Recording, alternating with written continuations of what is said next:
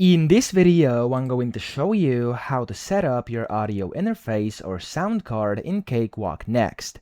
So the first thing you have to do is open a project inside Cakewalk Next. I have one open already. If you don't, click on File top left, and then from here you want to click on a new project and just open up a new project by clicking New Project or any of the other ones over here, okay? Now once you've successfully entered a project, you want to go to the top left, click on Edit, and then go to the bottom and hit Preferences.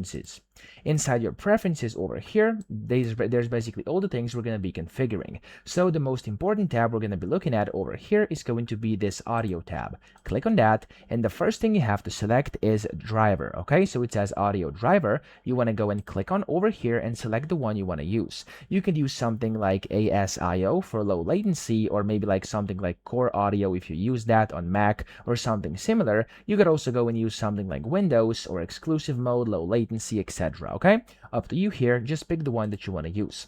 Then you have your audio input device here. This is basically going to be your capture microphone or instrument. So I'm just going to go and select here, and I'm going to pick my microphone, which I use, which is the Yeti stereo mic, but for you, pick the one you need. Then for output, these are going to be essentially your speakers or headphones or whatever you've plugged in. So click here and of course select the headphones, speakers, whatever you're using.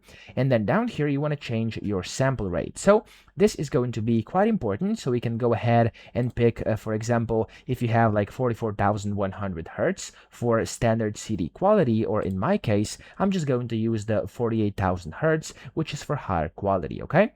Then down here, you can see you have latency, okay? This is going to be very important as well. And here, there's one thing which is called audio buffer size.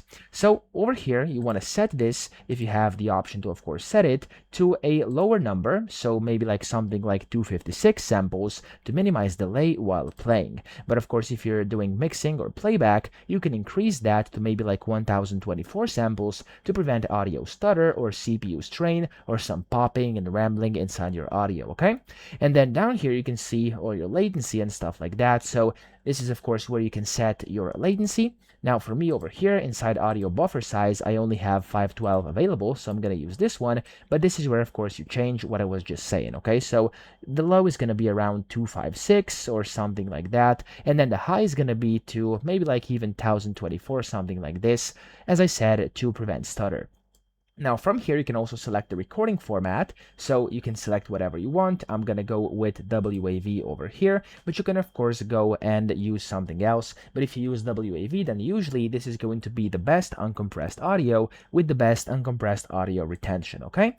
Down here, you have some other settings as well, which you can play with, but that's kind of the basic setup you want to be looking at, okay? So that's it. I hope this video helped you out. If it did, please subscribe to the channel and help me out as well.